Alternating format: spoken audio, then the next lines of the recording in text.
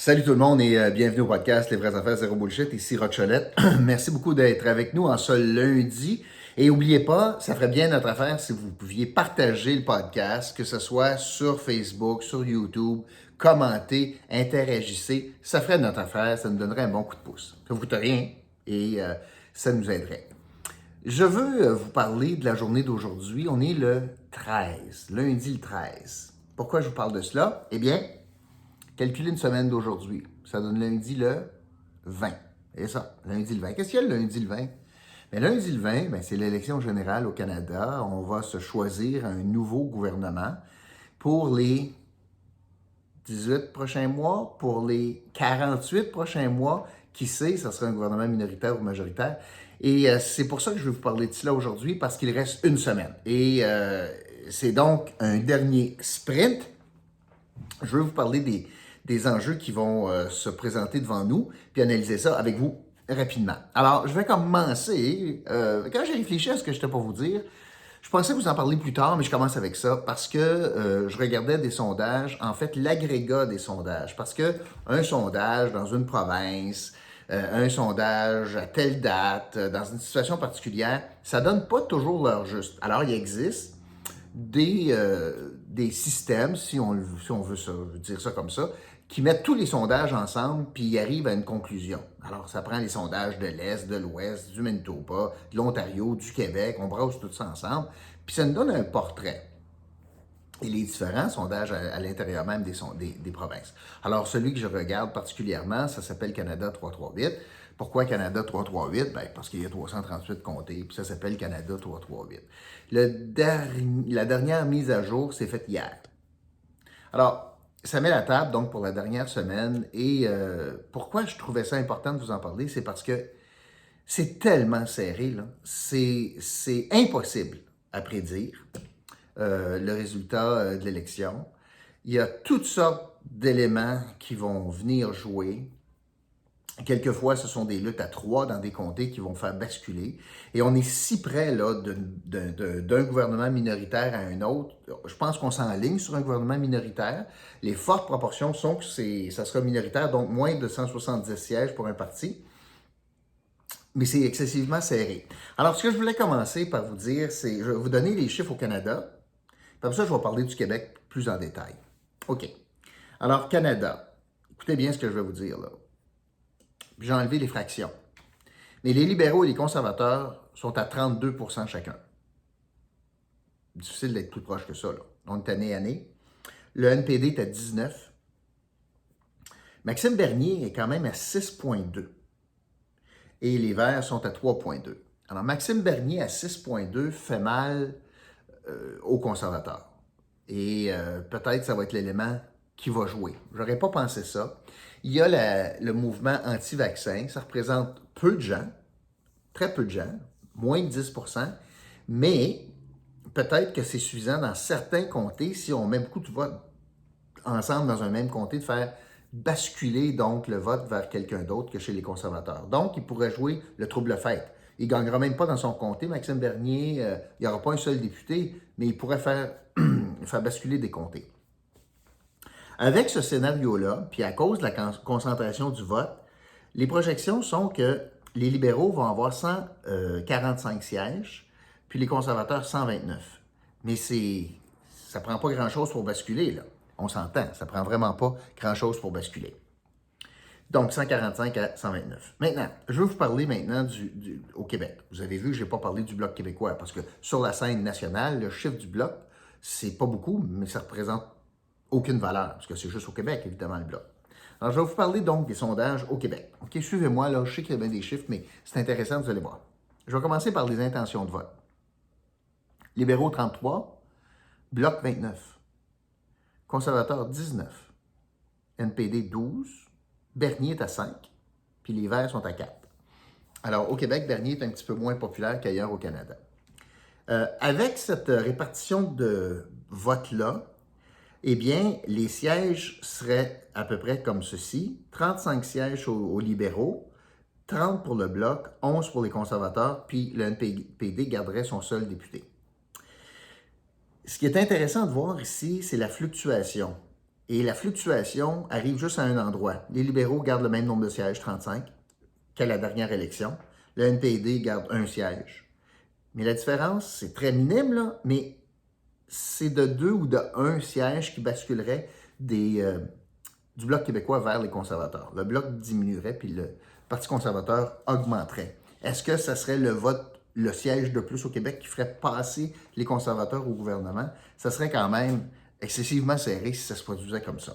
Alors, je vous ai mis la table sur les résultats, c'est-à-dire les projections, les sondages, résultats dans les sondages. Alors, tout ça pour dire que c'est excessivement serré, d'où les stratégies qui vont être utilisées pour la prochaine semaine. Vous allez, à mon sens, voir que sur 10 minutes de discours, les chefs vont en utiliser 8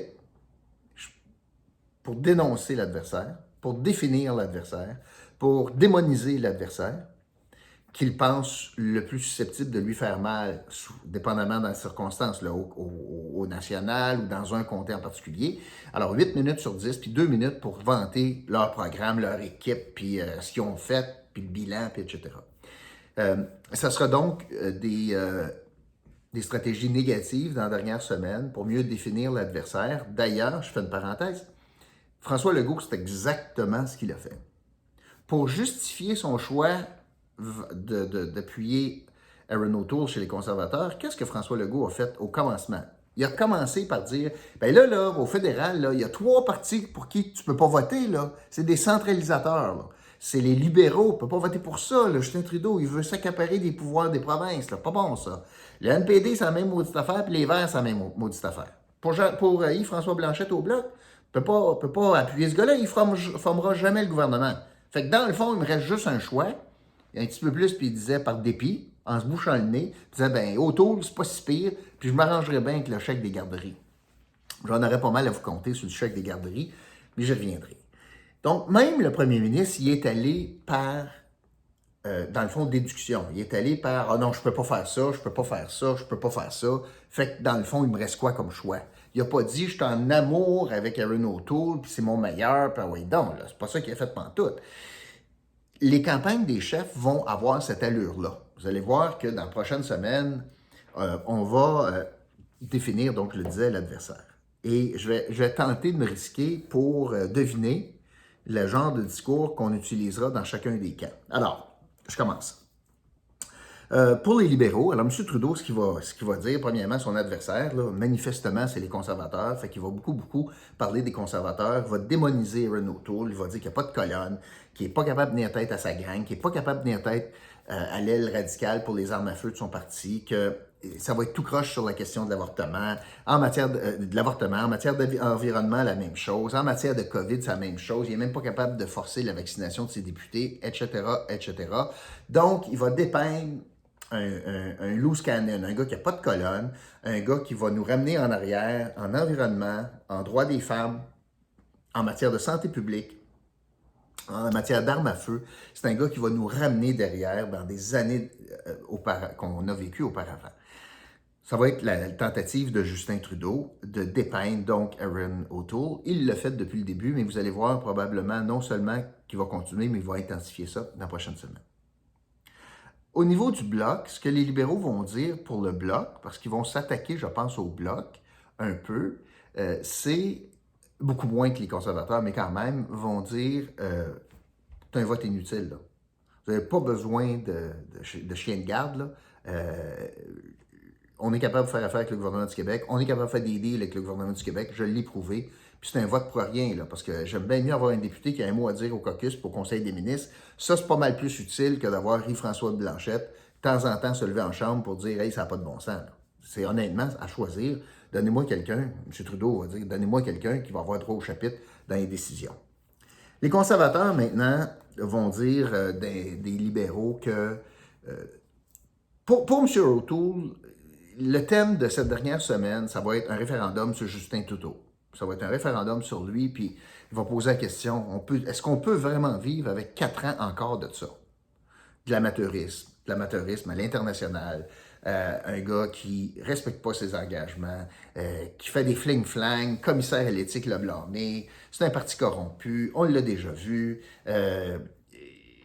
il n'y a pas de plan de reprise économique, il a endetté le Canada. Ça fait que M. Trudeau, là, ça n'a plus de bon sens qu'on fasse confiance à ce gars-là pour un autre 4 ans. Ça va être le référendum Justin Trudeau. Autant que la première fois, la dernière élection, tu sais, c'était un rockstar. Fait que les gens ne s'attaquaient pas à lui, ne marchaient pas là. Pas mal moins populaire. Normal, avec le jour du temps, quand tu prends des décisions, tu te rends moins populaire. Quand tu prends des positions difficiles, tu ne te rends pas populaire avec la gang à qui tu te déplu. Donc, M. O'Toole va proposer ça. Le NPD va dire des libéraux que, toujours la même phrase là, pour M. Singh, c'est des belles paroles, mais il ne livre jamais sur ses paroles. Mais on s'entend que ça va être assez marginal là, comme impact, particulièrement au Québec. S'ils réussissent à garder un siège, on est loin de l'effet Layton. Alors, va tenter quand même de dire ça en disant, écoute, là, si vous voulez un virage vert, c'est pas lui qui va vous le donner, c'est moi. Donc, M. Trudeau, que des belles paroles. Vous allez entendre ça pas mal souvent cette semaine de la bouche du NPD. Pour le Bloc québécois, mais lui, on dirait que le débat en anglais est venu sauver sa campagne. Il y a toute la misère du monde avec le tunnel à Québec là, je vois qu'il remonte un peu dans les sondages. Le fait qu'il y ait eu une question difficile, exagérée dans certains aspects, notamment sur 96, une question qui a été dénoncée par beaucoup de monde, la première question en anglais dans le débat, a donné du vent dans les voiles souverainistes qui carburent au sentiment du Québec bashing. Quand on a un sentiment de Québec bashing au Canada, puis on vit ça au Québec, bien là, la fibre bloquiste augmente. Parce qu'on a besoin de ça pour protéger le Québec, puis etc. Alors lui, il ne va pas demander mieux. Il s'est fait passer en victime, parce qu'il est toujours victime, François Blanchette. Là. Puis là, Seigneur, les Québécois ont été déshonorés, ont été insultés, puis là, je suis là pour protéger ça. Fait que ça a donné du vent dans les voiles souverainistes au Québec. Fait qu'il va jouer là-dessus, il va jouer beaucoup sur le Québec bashing. Puis là, déjà dit, ça n'a pas de maudit bon sens, les libéraux, c'est du Québec bashing. Les conservateurs, c'est du Québec bashing. L'NPD, c'est du Québec bashing, puis bon, etc. Alors, voilà. Et il va répéter, et lui, il va répéter un bout de pourquoi c'est important, puis il va surtout demander un mandat de « Hey, on va être le chien de garde ». Le chien de garde à Ottawa. Le chien de garde pour s'assurer que M. Trudeau ou O'Toole respecte les Québécois, respecte les champs de compétences, respecte les valeurs québécoises, l'identité québécoise, la langue québécoise, etc. Fait qu'il va vous proposer envoyer des chiens de garde au Parlement. Alors, c'est à peu près ce qui va arriver, moi, je pense, dans la dernière semaine. Donc, ça sera assez intéressant à suivre, puis on va voir des publicités probablement en lien avec ça. Je reviens aussi au sondage. Je veux vous dire qu'en Outaouais, quoi qu'on dise, quoi qu'on fasse, vous avez déjà entendu ça, je regardais les projections et il y a et comment ça fonctionne, là, c'est que les projections du Canada 338, on dit, ben, c'est un siège qui est projeté libéral sans aucun problème, ou il est en difficulté, ou, mettons, entre les deux, il est enclin, il penche vert. Alors, il y a trois des 4 comtés en Outaouais qui sont rouges sans problème, donc libéraux. Ça serait le Pontiac avec Mme Châtel, Olermer avec Greg Fergus, puis Gatineau avec Steve McKinnon. Pour Argenteuil, donc Stéphane Lauzon, c'est classé libéral enclin. C'est-à-dire qu'il y a une tendance vers ça, mais l'écart de vote n'est pas suffisant pour dire que c'est assuré que ce sera un libéral, mais c'est encore donc vers 4 libéraux qu'on s'enlignerait si la tendance se maintient avec les projections. En parlant de ça, et je termine avec ça, je vais vous parler du taux de participation, parce qu'il y a une nouvelle qui est sortie aujourd'hui, ou hier plutôt, à l'effet que Élections Canada a de la difficulté à trouver des travailleurs d'élection, puis qu'il manque jusqu'à il manque jusqu'à 40% des travailleurs d'élection. 4 sur 10.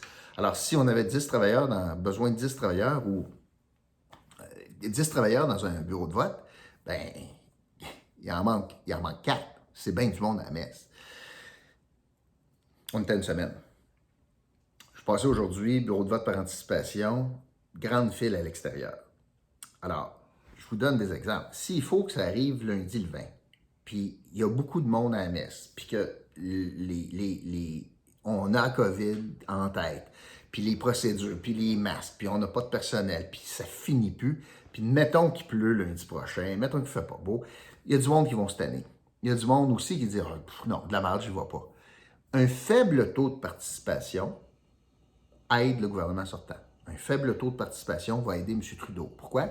Parce que habituellement, tu as les farouches tout le temps. Tu as les libéraux à mort, puis les conservateurs, puis les bloquistes à mort. Il y a une tornade, les bloquistes vont aller sortir. Il y a une méchante paquet de monde qui sont dans le milieu. Là. La boule du milieu, là, ils vont voter, mais c'est pas leur priorité, ils suivent pas ça. Puis bon, si ça donne, je vais y aller, puis les enfants, puis les devoirs, puis le souper, puis la job, puis bon. Mais s'il faut que ça soit bien long, puis que le monde décide de ne pas aller voter, bien, ça aide le gouvernement parce qu'habituellement, le monde qui sort voter, ils sont en colère. Ils veulent faire un changement. C'est rare que tu aies dans le groupe du centre là, une grosse motivation. Je veux aller voter pour maintenir le gouvernement en place. Absolument, c'est pas de même que ça marche. C'est du monde qui dit ah là, je suis tanné, j'ai pas aimé ça, j'ai pas aimé telle affaire, je veux le sortir. Fait que moi, je souhaite qu'il y ait un fort taux de participation parce que c'est l'expression démocratique la plus saine qui existe. Mais un faible taux aiderait M. Trudeau. Et je suis très inquiet sur la question des travailleurs d'élection parce que s'il faut qu'on en manque, ça veut dire que les délais sont plus longs, mais il va y avoir un effet là-dessus. Puis l'objectif d'Élections Canada, c'est que dans la vie, là, pourquoi ils sont payés, pourquoi ça existe Élections Canada, c'est pour encadrer bien sûr les élections, mais son objectif ultime, c'est le plus de monde possible vote. S'il y avait un taux de 100% de vote, là, de participation, puis c'est fait dans les règles, ils atteindraient 100% de leur objectif. Ouais. Le plus de gens éligibles pour voter votent dans les règles. C'est ça l'objectif d'Élections Canada. Fait que de mettre des embûches, de mettre des bureaux de vote au 4e étage, pas d'ascenseur, pas de stationnement, pas de personnel, trop longue file d'attente, tu veux pas ça. Puis ça a un effet direct sur le résultat du vote également. Alors voilà, c'est ce que je voulais vous dire. Aujourd'hui et cette semaine, je vais vous parler de Pizzédélic. Mon ami Benoît Desjardins, dans le bâtiment du Cinéma Neuf. C'est ouvert, bien sûr. Et commande en ligne, je vous offre 20% de rabais en utilisant le code ROCK20, ROCK, ROCH 20. Et vous allez voir dans la description, vous avez un lien. Vous pouvez commander, puis on va vous livrer ça, bien sûr, ou ramassez-le, bien sûr, également. Et n'oubliez pas, Benoît Desjardins, dans le domaine immobilier aussi, parce que c'est un homme qui a beaucoup de talent. Alors, il est courtier immobilier et évidemment propriétaire chez Pizzédélic. Regardez l'offre promotionnelle Rock 20. Voilà, c'est ce que je voulais vous dire aujourd'hui. Merci d'avoir été là. Puis je vous retrouve demain, première journée de l'Assemblée nationale, reprise des travaux à l'Assemblée nationale. On va suivre ça demain pour vous. Alors merci, puis on se retrouve demain. Bye!